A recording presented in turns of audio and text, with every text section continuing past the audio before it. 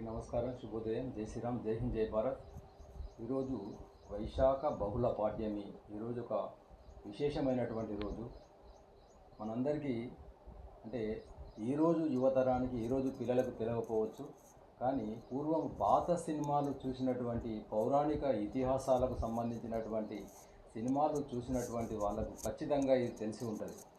ఎందుకంటే ఆ సినిమాల్లో నారాయణ నారాయణ నారాయణ నారాయణ అంటూ నిరంతరం కూడా మరి ఆ యొక్క నారాయణుని నామస్మరణ చేస్తూ మరి భక్తి మార్గాన్ని మరి బోధించినటువంటి ముల్లోకాలు కూడా నిరంతరము 3 లోకాల్లో తిరుగుతూ అన్ని కాలాల్లో కూడా మరి ఆ విధంగా నారాయణ నారాయణ భక్తి ప్రచారాన్ని చేసినటువంటి నారద జయంతి, నారద మహర్షి యొక్క జయంతి ఈరోజు మనం ప్రపంచవ్యాప్తంగా జరుపుకుంటున్నాం. హిందువులకు ఇది విశేషమైనటువంటి రోజు.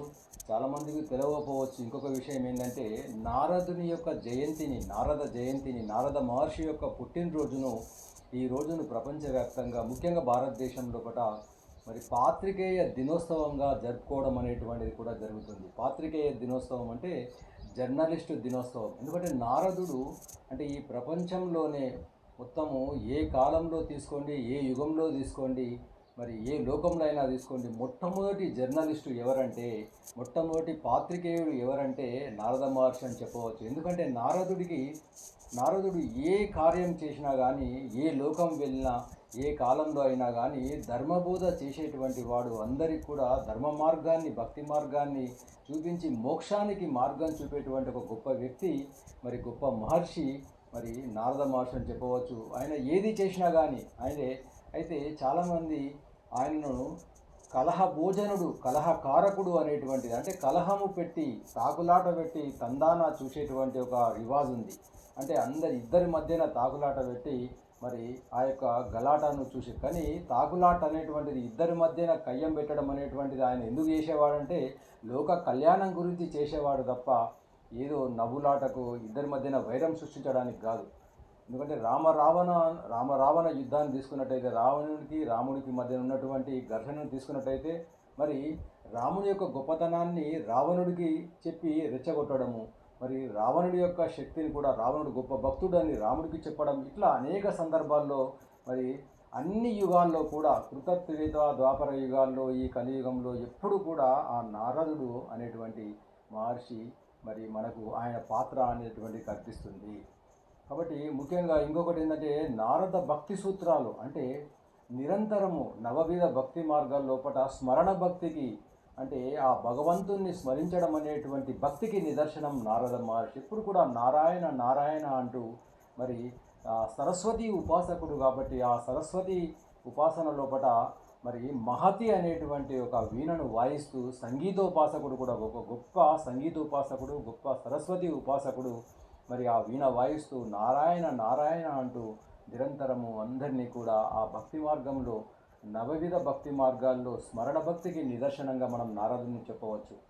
అదేవిధంగా మరి చూడండి, ఎంతోమందికి భక్తి మార్గాన్ని, ఎన్నో రకాలటువంటి అద్భుతాలు సృష్టించినటువంటి వ్యక్తి నారదునిగా చెప్పవచ్చు. మనకు రామాయణం పుట్టిందంటే, మహాభారతం పుట్టిందంటే, మరి ముఖ్యంగా భాగవతం పుట్టిందంటే దానికి ప్రేరణ నారద మహర్షి అని చెప్పవచ్చు.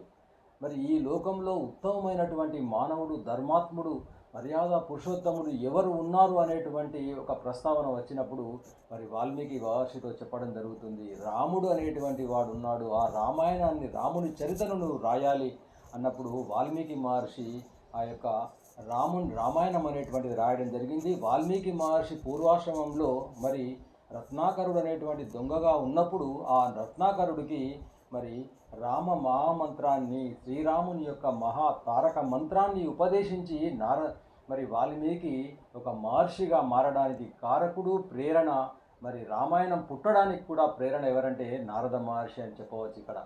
అదేవిధంగా మరి ఎన్నో రకాల గ్రంథాలు రాసినటువంటి వ్యాసుడికి వేదాలు రాశాడు, ఎన్నో రకాలటువంటి మహాభారతం రాశాడు, భగవద్గీత రాశాడు, బ్రహ్మసూత్రాలు ఎన్నో రాసినప్పుడు తృప్తి లేదు. కానీ ఆయన తృప్తి కలిగించడానికి, నీకు ఇది రాయు, ఇది రాసినట్టయితే నీకు తృప్తి ఉంటుంది ఖచ్చితంగా అని, ఏమి రాస్తే తృప్తి ఉంటుందని వ్యాసుడు అడిగినప్పుడు అప్పుడు నారద మహర్షి చెప్తాడు, నీవు భాగవతాన్ని రాయు, భాగవత అంటే భగవంతుని యొక్క లీలలు నీ గ్రంథం రాయు అన్నప్పుడు ఆ విధంగా భాగవతాన్ని ఈ ప్రపంచానికి వేదవ్యాసుడి ద్వారా అందించినటువంటి గొప్ప మహర్షి నారద మహర్షి.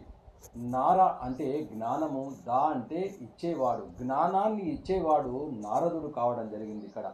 మరి నారదుడు పుట్టుక కూడా ఏంటంటే, ఈ యొక్క నారాయణుని యొక్క నాభి నుంచి, శ్రీహరి నాభి నుంచి బ్రహ్మ పుట్టడం అనేది జరిగింది. ఆ బ్రహ్మ నుంచి మరి నారద మహర్షి, అత్రి మహాముని, మరీచి తదితర ప్రజాపతులు జన్మించడం అనేటువంటి జరిగింది. ఆ విధంగా ప్రజాపతులు జన్మించిన కోవలోనే మరి అందులోనే నారద మహర్షి కూడా జన్మించడం అనేటువంటి జరిగింది. ఈ విధంగా మొట్టమొదటి జర్నలిస్టు, ఎంతోమందికి భక్తి మార్గాన్ని బోధించినటువంటి, ముఖ్యంగా ప్రహ్లాదుడికి తల్లి గర్భంలోనే ఉన్నప్పుడు నారాయణ స్మరణను బోధించి మరి ఆ లోక గొప్ప భక్తుడిగా, అంటే ఈనాటికి ఎంతో కృతయుగంలో జరిగినటువంటి ప్రహ్లాదుని జీవిత చరిత్రను ఇప్పటికి కూడా బాలభక్తుడిగా మనం కొలుస్తున్నామంటే దానికి కారకుడు నారదుడని చెప్పవచ్చు. ఆ విధంగా ప్రహ్లాదుడికి మోక్ష మార్గాన్ని ప్రసాదించింది, సతీ సావిత్రికి మోక్ష మార్గాన్ని ప్రసాదించింది. అంటే యమధర్మరాజుతో నువ్వు పోరాడు అని ప్రేరేపించింది నారద మహర్షి అని చెప్పవచ్చు.